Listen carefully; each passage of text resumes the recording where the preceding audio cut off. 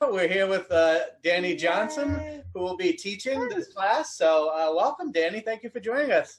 Oh, it's a pleasure to be here, and I'm so grateful and excited to be able to share this information and relate it to everything I've learned from Ivy so far. Yeah, this is awesome. Very excited. It's been a while since numerology's been here, right? And answering your questions on our side here is our lovely host, Ivy Rivera. Yes. Hello, everybody. I'm not feeling so hot today, and so I've decided to stay on the side. From the side over here, I'll be taking your questions, your comments, and I thought it was perfect for Paul to host this free mini class with Dani because Paul is the tarot teacher here at the Ivy League Psychic Academy. Dani is the numerology teacher, and I have found that number patterns between those two arts really seem to cross over quite a lot. So he's really the perfect person to do this free mini class and the interviewing here also. Yeah, and I'm very, very excited to take the class and ask more questions about the cards entailed here. But so numerology, I don't know how familiar you are with it, but it's the study of numbers. And what we're going to talk about today, you know, there are certain types of people that numbers just flock to them, okay? And they'll see numbers patterns, numbers everywhere. You know, I don't know if you've seen the movie Pi, but he says there's just math everywhere. And this is kind of what they are like. You know, there's birthdays, you know, death days, anything, you know, anytime they look at a clock, they do the numbers there, addresses, everything is, you know, pointed right at them. And that's how they're getting their information. They're numerology people. And others like me and Ivy that are just, you know, doing the mediumship and the psychic abilities. This is part of the language, okay? So you would think there's, you know, psychic, there's mediumistic abilities, there's astrology, tarot, and numerology is another big pillar in the language. So, you know, you'll start seeing more and more numbers, and it's like if you didn't see them before, it means you should start paying attention to them now because they're going to be part of your language and it's time to start learning. And you can start this Thursday, the 24th at 7 p.m. with Dani. So without further ado, let's let Dani talk before I ramble on for too long. Again, welcome, Dani. Hi, great to be here with you. And I'm happy you're here. This is so fun. So I have a few questions here. So we'll handle these questions, and then, you know, when if you're watching and you have questions, just fire them away. But you know, maybe they'll be answered. But Ivy will take those, and we'll get to those after we handle the questions here for Dani. So Dani, as we mentioned before, numerology is kind of everywhere. So can you talk about numerology from a historical perspective? Sure. So numerology has, it seems like from some of the earliest civilizations have offered a sense of order to life. And this goes back to like the ancient Egyptians. This goes, I think it's called the Kemetic numerology with the ancient Egyptians. And even within ancient Egypt, and something we'll get into a little bit later with like in our course, we're going to talk about what numerology meant to the Egyptians, and it really was something very significant. And what's interesting is the connection between ancient Egypt and ancient Greece. And so Pythagoras, you know, the creator of the Pythagorean theorem, Pythagoras himself, there is a connection between Pythagoras and ancient Egypt as well. And Pythagoras was a philosopher and a mathematician, and he found connections between math and the arts and music. So when we see children who are really brilliant in mathematics and who also are in the band, or who love to play some kind of like string instrument, or is a musical in any way, there's a direct connection between mathematics and the arts. And when I think about sometimes artistic programs where there's a lot of, in terms of advocacy for programs that allow for children to be engaged in the arts, there's a reason for it. very often sometimes more practical disciplines are sometimes given more respect, but it's just for folks who are very well versed in math and the arts, they see that they're inseparable, which is why you find often folks who are mathematicians, folks who are scientists who advocate strongly for the arts and for music. So there's a direct connection. And so that history is something that's very significant. And Pythagoras actually provided a blueprint for how we engage in numerology today. That's so cool. And like you're saying with math and say music, but like the two different parts of your brain, you know, like you're kind of going about it and the numbers connect them. You know, it's like the numbers are the language that your brain's using when you don't realize it. Exactly. Yeah, that's really cool. That it's so ancient too, you know. I love that. That's perfect. When did you get into numerology? Like, was that something you'd always seen growing up, or was this a later addition once you started doing mediumship? So it's interesting how it's like hindsight is 2020. Mm-hmm. When growing up, I always had an affinity to the science and engineering, and interestingly, I loved physics in high school. Wasn't very good at it, but I loved it, and it fascinated me. And there was something about I didn't do very well in the course, and I ended up switching my major in college from engineering to humanities, which was ended up being much more seamless than I would have anticipated. But that's where my love of numbers came from. I remember being in high school and just feeling this sense of like the order of the universe when reading and studying. And even though not everything made perfect sense to me, it was something that I was drawn to.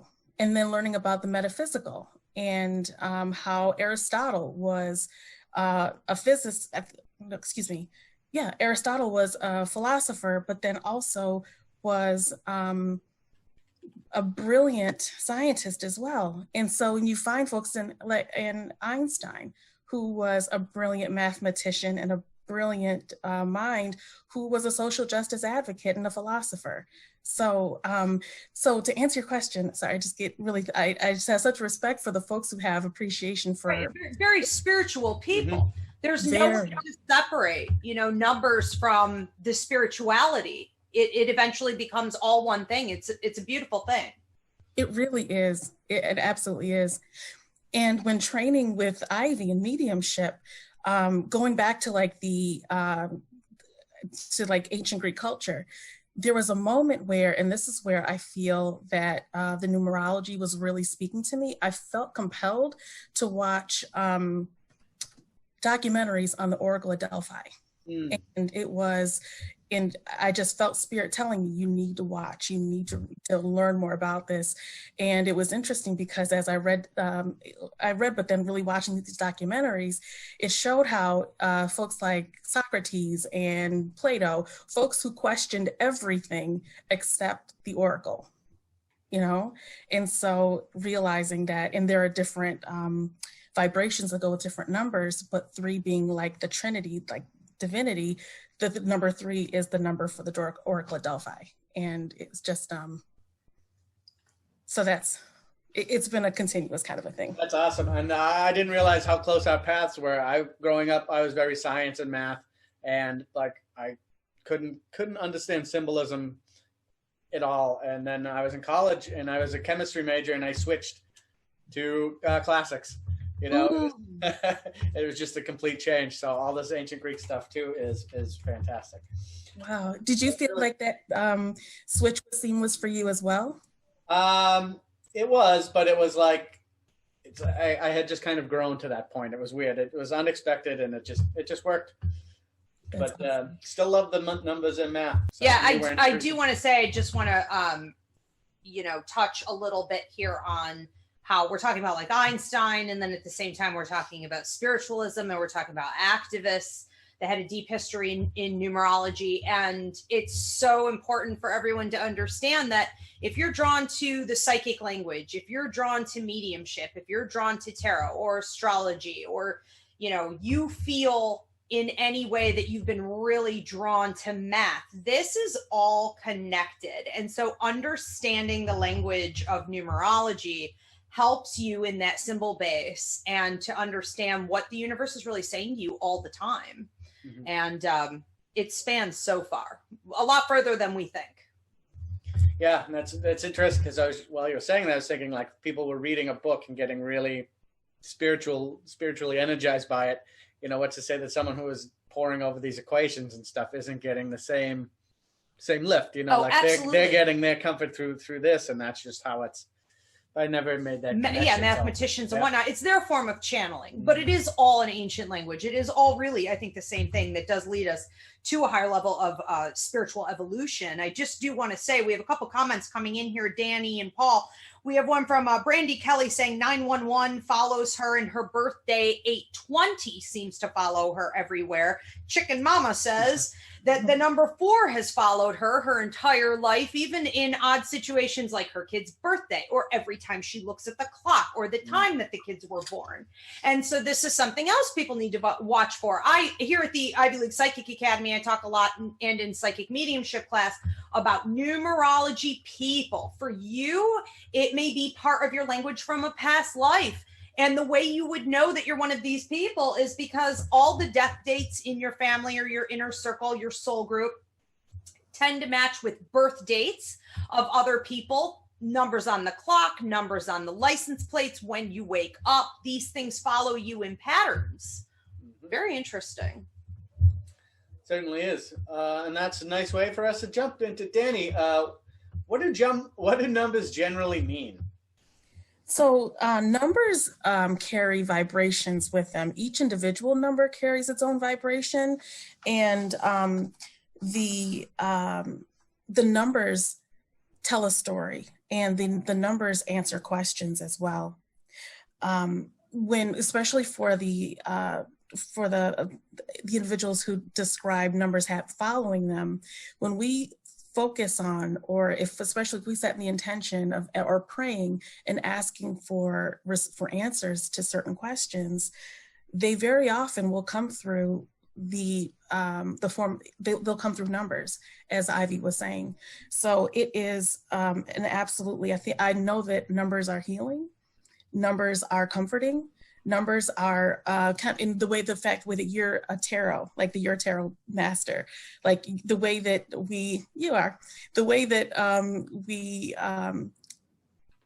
in one of our first classes together, I remember us like learning, and I remember you saying, and it coming through so distinctly for you, how the cards will always repeat themselves. And it's like, if you ask a question, it's kind of interesting how like the same cards will kind of come and emerge and reveal themselves. And the same is true for numbers. Like when folks see a certain time on a clock, or if they wake up at a certain time, or if they're focusing on something that happens with me very often is if I'm focusing and I'm praying and I give it to God and I give it to the ancestors, and all of a sudden my eyes are diverted to the clock and I see a 3:33. Or I see 5:55. And I know that is a response from the universe. And something that Ivy teaches us is, if you, especially when from communication from the ancestors, if you think that is them communicating, it is. And when you're consciously asking for responses and answers, and your gaze is almost, it's impossible to take your eyes off of that phone during that particular moment, those are answers to questions. So they're very healing. That's an awesome, the way you said that is, if you think it's an answer, it is, you know. That's right. A lot of people they want it to be, and then they'll turn it down because they want it, and instead of just taking it for what it is and just not accepting it. That's a fantastic point. I really love that. We have our astrologer here at the Academy tuning in, Christina Del Rey. And Christina and Dani and Paul and I, we all kind of work really closely together with numbers and astrology and tarot and mediumship, understanding that it's all really one language, just broken down into different areas. So it's good to have Christina on here. She said this is really interesting to listen to. She's enjoying this. And she said that astrology also has critical degrees. planets are at degrees that are more important than others. Dani, is that something that you've noticed in numerology too? I have, especially when if someone is, and we're going to talk about this at some point as well, but when a person is going through something significant, depending upon both their life path, but also possibly like a sub-cycle of what a person is going through, it could very well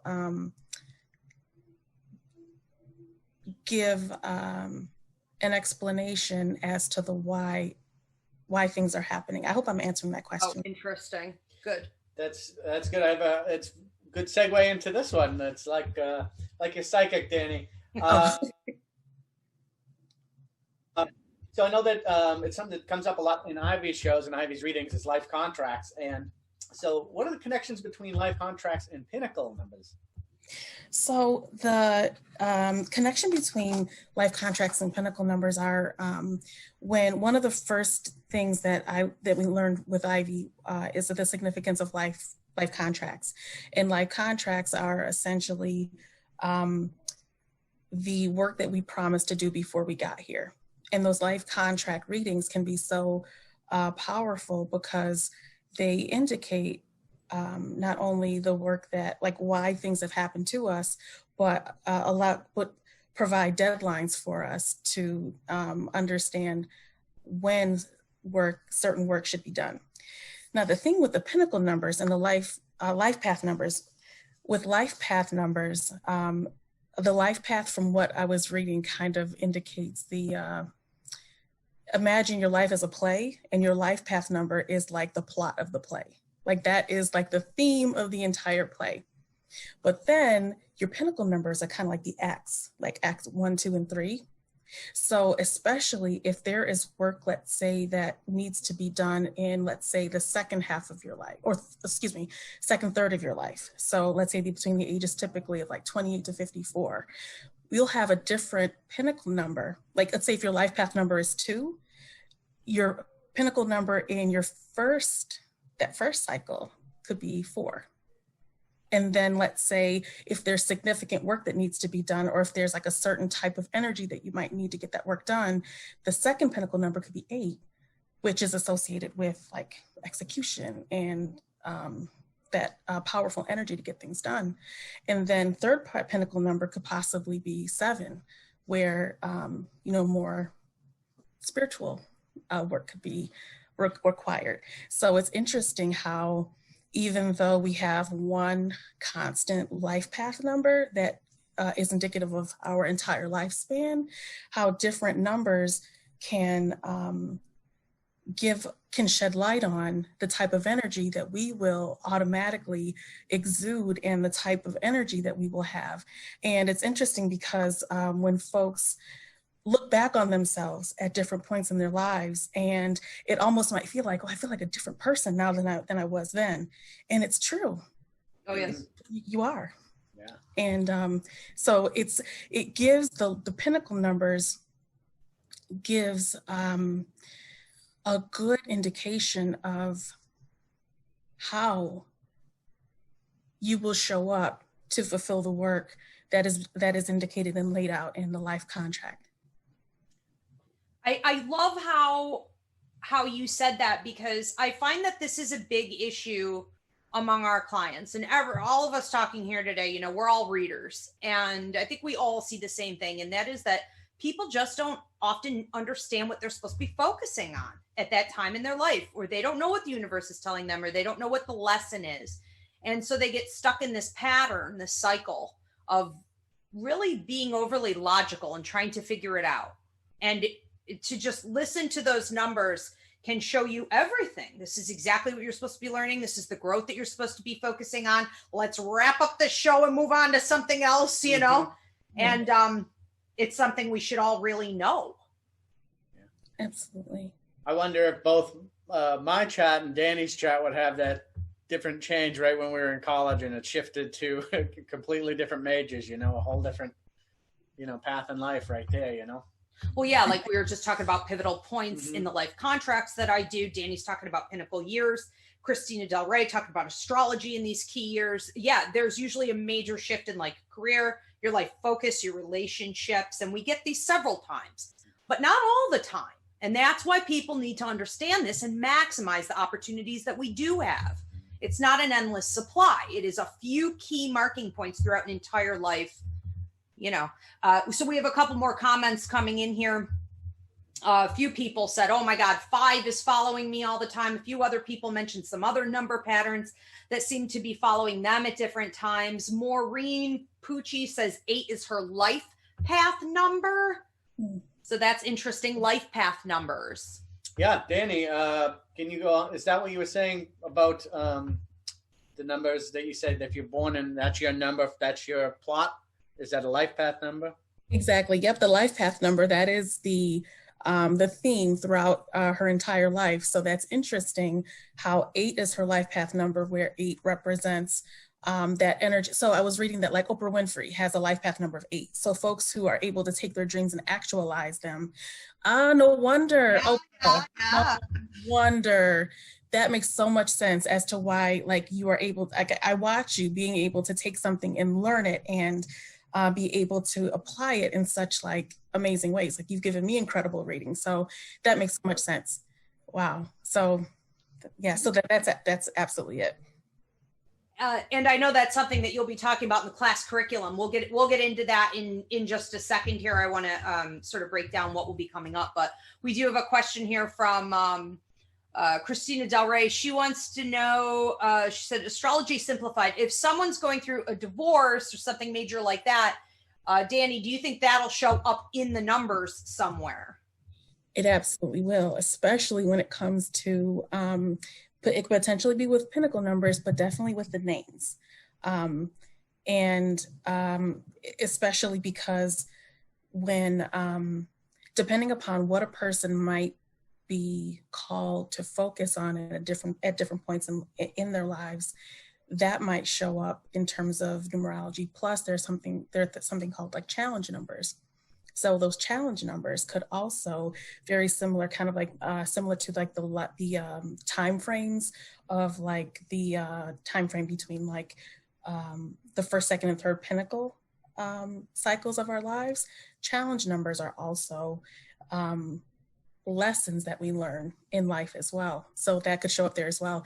And interestingly, when it comes to a person, anyone who might get married or get divorced, and if there's a name change associated with that, that is definitely will show up in the numbers. Interesting. Yeah, well, all this talk of names, Dani. So the significance of one's name in numerology, it seems to be very important. It is. So there are numbers associated with each consonant and vowel, and a person's, entire name, when calculating what their, it's called an expression number is based off of their name. And so when reading about these expression numbers, especially as they're associated with names, it made me really think back to when folks, and not to make things about gender, but typically when women get married and they make the decision, am I going to change my name or not? And very often I think that comes down to a concept of like individuality and wanting to keep one's, a sense of oneself.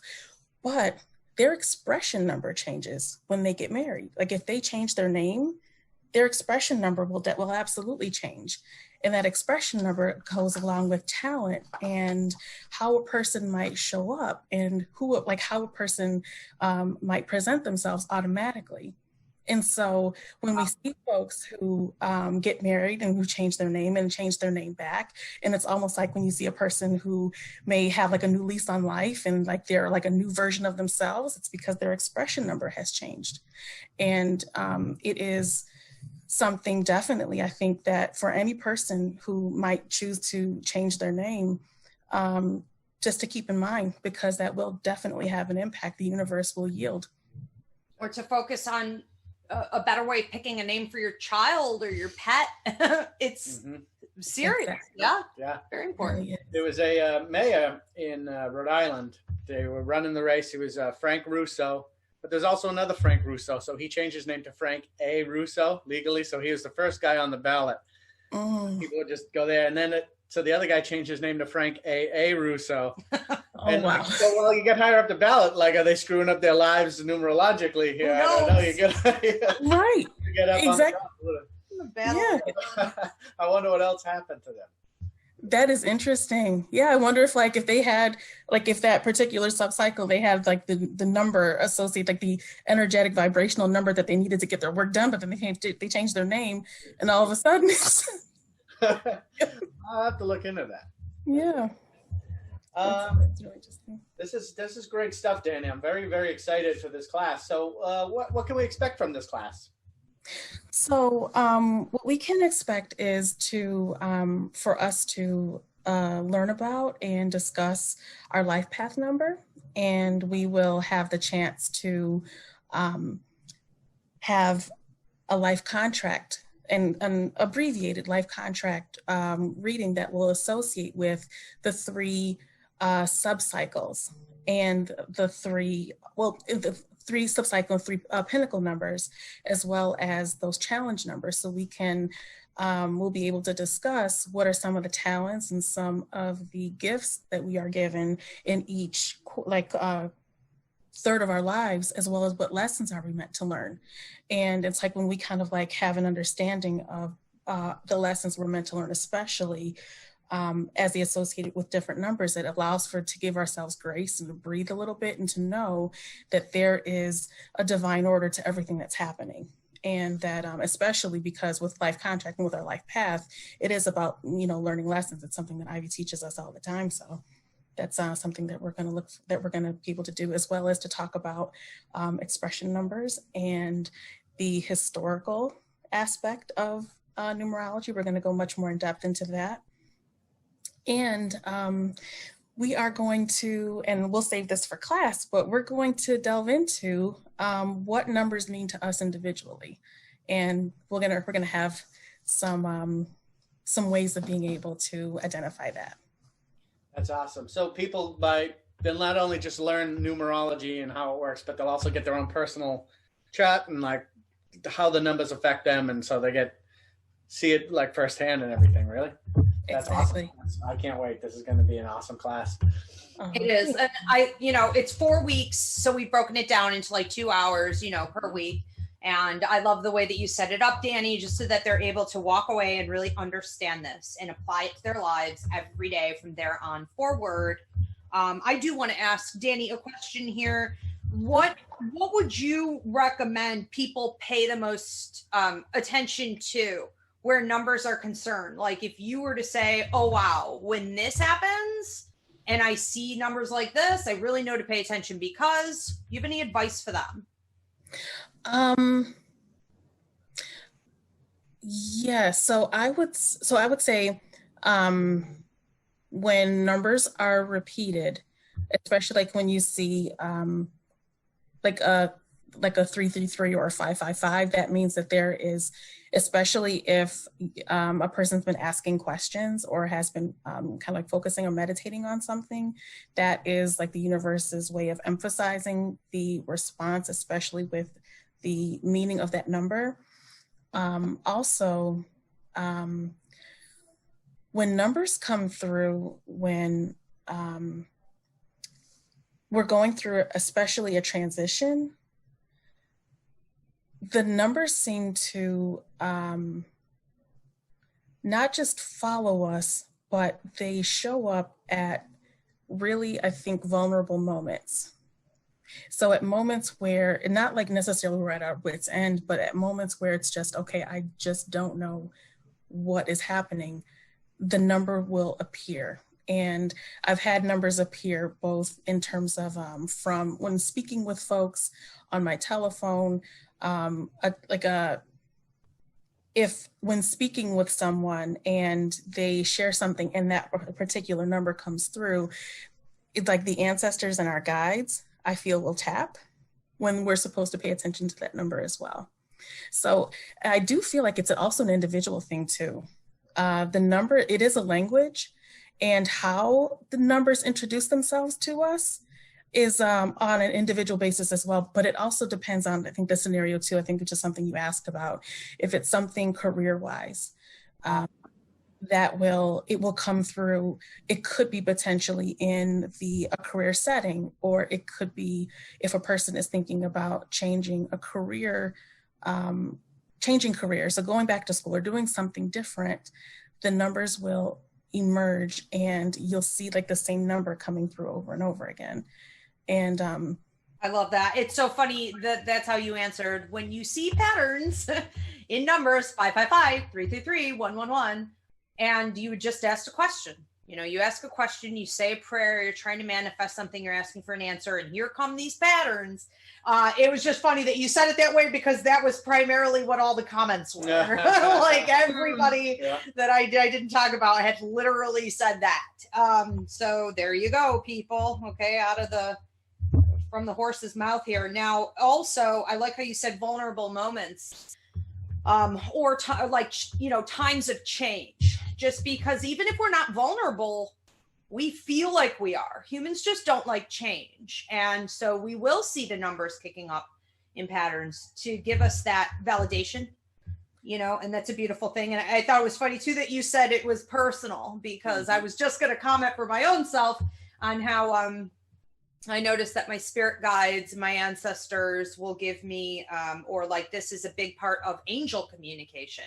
Angels are the biggest, entities in the universe to use the number system. So whenever I'm going through something, I'll see ivy leaves or my lucky number 24. And that's very personal, and it's a heads up. Like you don't have to know the whole language to understand that it's reassurance, Absolutely. That's a beautiful thing. We do have a question here from a Brandy. I don't know if this is the kind of answer you're saving for the actual 4-week course, or if you can answer this now, but how would you describe a 4 life path?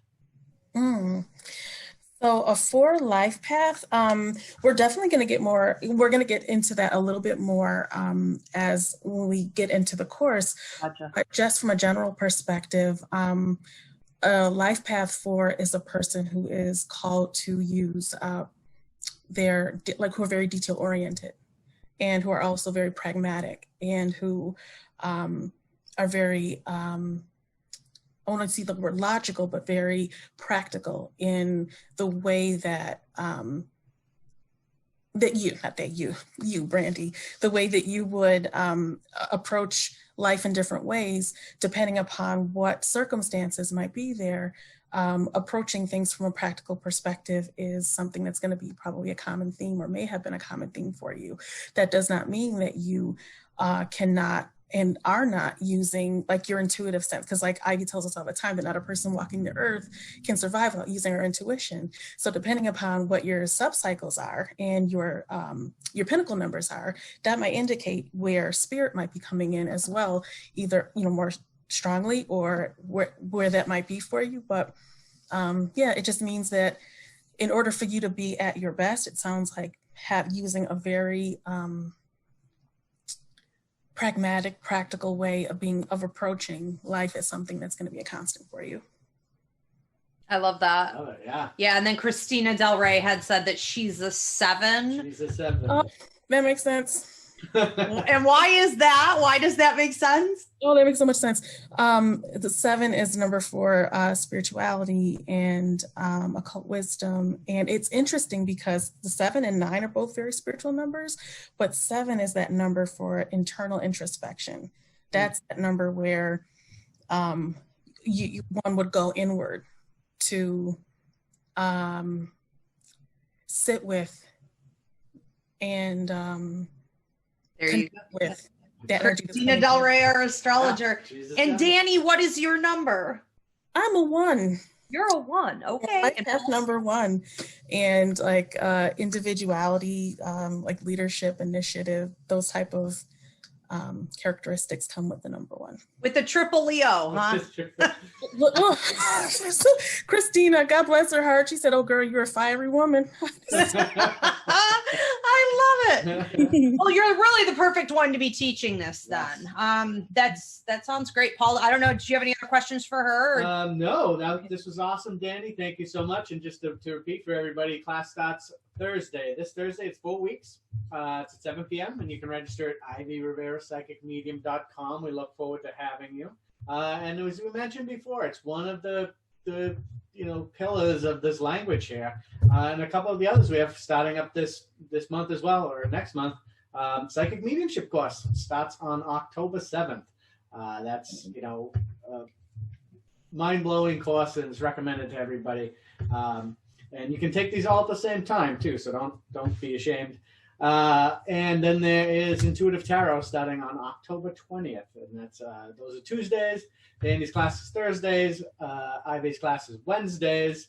So we hope to see you all 3 days. Dani, did you have anything else you wanted to say?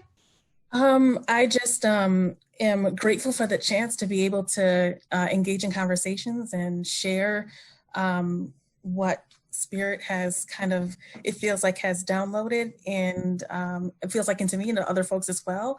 And look forward to walking the journey with everyone who might join our class.